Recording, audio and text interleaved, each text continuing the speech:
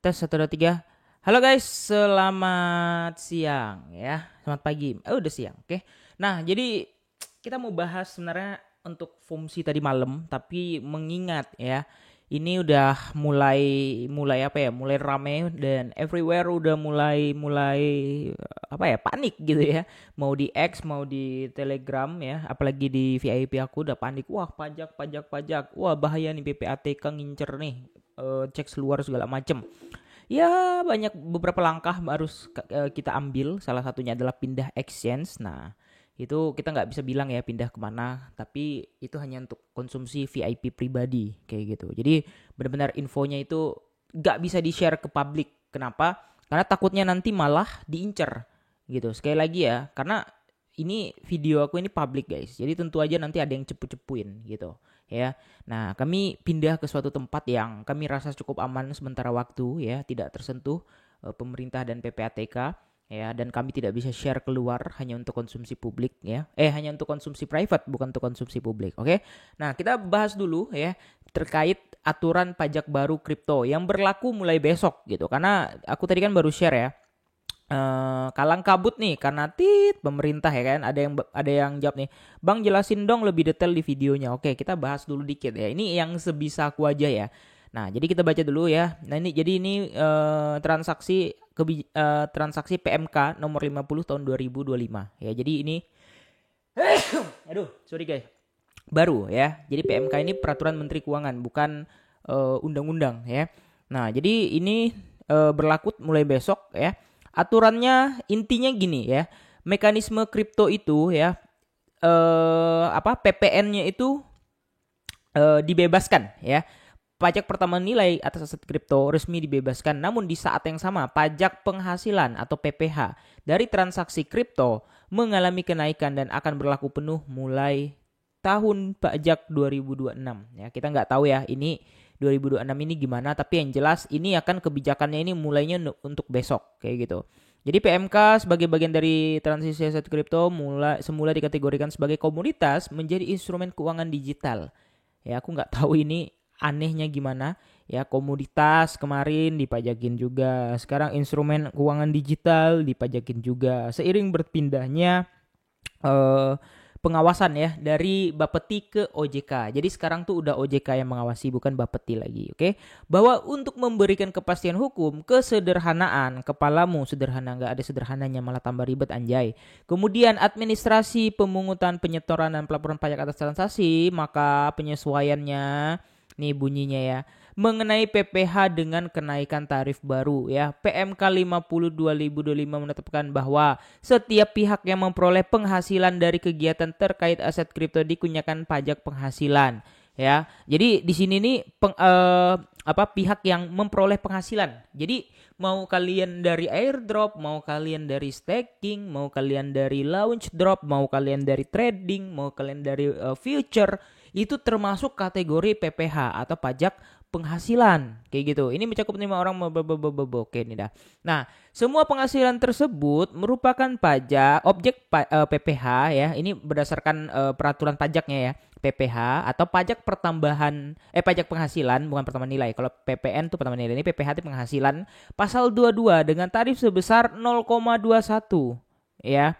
Naik signifikan dari ketentuan sebelumnya PMK 68 tahun 2022 yang hanya menetapkan tarif 0,1% ya untuk transaksi di platform yang telah mendapatkan izin dari Bapeti. Jadi kalau kalian trading ya, itu udah nggak ada lagi biaya 0,1-nya. Jadi buy kena 0,1, sell ke 0,1 itu udah nggak ada lagi ya. Nah, jadi udah berubah kayak gitu. Paham ya? Jadi kemarin kan kita buy sell tuh kena ya. Kemudian WD ke rekening tuh nggak kena. Kalau sekarang berubah, buy sell-nya hilang. Tapi yang kena itu yang ini, kalian WD akhir ke rekening ya melalui platform yang telah dapat izin dari Bapeti, itu yang kena. Ya, sekali lagi ya. Platform yang telah mendapatkan izin dari Bapeti itu yang kena. Ya, PPh ini bersifat final. Ya, wajib dipungut, disetor dan dilaporkan oleh penyelenggara perdagangan melalui sistem elektronik PMSE. Ketentuan ini mencakup seluruh dari jenis transaksi aset kripto berupa ya pembayaran mata uang. Ini misalnya nih kita withdraw ya. Kita withdraw ke cek lain ya. Nah, mata uang fiat. Ini deposit ya, Ini mata uang fiat. Deposit. Swap kripto atau jual beli ya dengan aset kripto lainnya dan transaksi aset kripto lainnya, mau itu spot ataupun futures, itu semua kena ya. Sementara penghasilan yang diterima atau diperoleh penjual aset kripto dari transaksi dilakukan melalui sarana elektronik milik penyelenggara PMSE dikenakan pajak penghasilan ya. Nih, ini yang gila nih ya. PMSE ini kalau apa? Sementara itu penghasilan diterima aset kripto transaksi dilakukan melalui sarana elektronik milik PMSE ini malah kena ya tarif 1% dari nilai aset kripto. Gila nggak? Kalau kalian WD 100 juta ya, ini kenanya 1 juta nih. Gede gak? Gede anjing ya. Tarif ini berlaku untuk platform yang tidak terdaftar di Bapeti ya, atau berada di luar negeri. Ini harus hati-hati nih ya. Sekali lagi ini harus dihati-hati karena menjual kripto di luar ya, di luar ceks lokal ya, ini kena 1% nih. Gila nih ya, transaksi kalian dikali 1% nih. Ini tarif ini berlaku untuk platform yang tidak terdaftar di Bapeti atau berada di luar negeri. Jadi semua exchange bakal kena ya. Jika transaksi melalui platform luar negeri juga dikenakan pajak di yurisdiksi asal, maka pajak penghasilan dibayarkan luar negeri tersebut tidak dapat dikreditkan terhadap PPh yang terutang di Indonesia. Artinya wajib pajak tetap harus membayar penuh PPh sesuai tanpa pencurangan. Dah, itu aja guys ya. Ini jadi ya kalian ngerti lah ya. Contohnya ini juga udah ada, kalian tinggal baca ya. Nah, ini gila nih, 500 juta nih ya, pemungutan pajaknya 735.000. Gila, ini real gila, ini real sangat-sangat gila ya. Jadi semoga bisa insaf lah ya pajak dan pemerintah ini. Tapi ya kita doakan aja semoga kita aman dan regulasi ini tidak membunuh kita sebagai pedagang aset kripto ataupun trader ataupun investor ya. Karena yang rugi tetap pasti ya trader. Kenapa? Karena mereka transaksinya makin hari itu makin banyak dengan regulasi yang makin seribet ini dan pajak yang semakin menggila ini. Oke, jadi capek bahas itu ya, lanjut bahas ke CPI, FOMC ya. Nah, jadi inti dari FOMC itu ya, intinya ini yang pertama adalah tetap atau misalnya ini apa lagi nih? Ntar deh.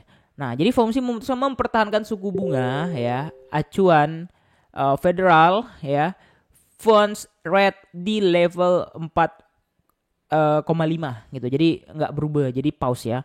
Nah, jadi yang penting itu ini, meskipun mendapat tekanan politik dari Presiden Trump yang mendesak pemotongan suku bunga, FOMC menegaskan independensi kebijakan moneternya. Powell mengatakan bahwa inflasi dan dampak kebijakan tarif masih menjadi risiko yang sangat tinggi sehingga keputusan depending hingga ekonomi lebih jelas ya, karena Amerika juga sama kayak Indonesia agak lagi nggak jelas kayak gitu. Nah, kemudian menurut sebagian analis kini peluang pemangkasan suku bunga pada pertemuan September menurun drastis dari 6,5% menjadi cuma 45%. Jadi artinya apa? Bulan depan belum tentu cut rate. Anjay. Padahal kemarin udah banyak gebar-gebor ya. September adalah cut rate pertama di tahun ini. Kedua disusul November atau Desember. Mamam tuh ya. Boncos kita sama-sama. Ya, aku juga sedih anjay ya kan. Oke, aku mau ngetik apa tadi ya? BTC USDT ya. Kita mau lihat dulu ya, karena kemarin kita udah sempat buat buat charting ya. Nah, ini berdasarkan liquidity map dan benar-benar ke flash semua ya, kalian bisa lihat ya. Ini atas, turun dia, nge-sweep atas, kena. Kemudian turun lagi dia nih, ngejemput yang di 116.2 ya. Kita udah bikin garisnya, bahkan tadi malam sampai 115.7 ya. Kemudian spike naik lagi. Dan sekarang lagi di resist lagi ya. Nah, jadi inilah area yang kita gambar tadi malam dan benar-benar ke spike atas bawah. Tentu aku bilang ini bukan berdasarkan technical apapun. Itu hanya berdasarkan liquidity map. Jadi sekarang mau kemana bang? Sama ya, hari ini juga aku belum menemukan celah-celah yang bagus untuk kita mau kemana. Ya, intuit nih ya. Belum menemukan celah bagus kayak kita mau kemana, harus seperti apa dan sebagainya macam. Tapi yang jelas nih, ada tapi yang jelasnya nih. Ya kalau kita memperhatikan dari area ini ya ada possible untuk sweep lagi di area ini sampai di bawah ini. Karena apa? Karena di sini udah ada wick baru ya, yang artinya cepat atau lambat akan dibayar ya. Kita kasih warna wicknya ini hijau, biru deh ya biar nampak. Ya, jadi wicknya itu wick teori itu 50%. Nah, jadi 116, 115, 8 ini possible akan ke sweep lagi. Ya, sekali lagi ya, possible atau mungkin akan ke sweep lagi. Kayak gitu. Nah, jadi satu juga yang agak hancur yaitu adalah di XY. Ya, kalian bisa lihat sendiri di XY ya. Ini target kita yang kemarin udah jelas ya, udah clear ya. Nah, sampai di TP1 ya. Kalian nonton video aku yang kemarin udah aku jelasin ya tentang si BTC tentang si DXY yang possible akan mengecrashkan market. Waduh. Nah, nih kalian nonton yang ini ya, detik-detik news ya, market menjelang news ya. Kalian nonton video yang kemarin ini ya, udah aku jelasin kalau kita bakal di XY ini double bottom ya, dan kemungkinan akan naik. Kemarin kita garisin dan udah naik ya. Kalau nggak percaya, aku masih ada kok screenshotannya. Nah, ini yang kemarin guys ya. Nah, jadi abis buat video itu aku langsung screenshot ya. Di sini kalian bisa lihat 29 Juli jam 19.32. Ini masih di bawah dan terbentuk double bottom dan sekarang udah hit di area satunya. OTW area 2, Bang? Harusnya iya. Karena ini udah masif ya. Karena benar-benar hawkish banget ini the Fed dan ya kemungkinan di Agustus kita akan bearish. Gimana menurut kalian? Kira-kira gitu aja ya. Jadi pendasan video kali ini ya, belum ada technical apapun ya, tapi possible dia akan jemput wicknya di bawah dulu tadi untuk si BTC-nya ya. Untuk si BTC-nya possible untuk jemput ke bawah dulu ya. Nah, possible untuk ke bawah ini ya baru dia memberikan dampak yang jelas itu mau ke atas atau mau ke bawah kayak gitu ya. Nah, jadi kira-kira gitu aja video pada hari ini ya. Kita lanjut update lagi nanti malam and see you in the next video. Bye bye.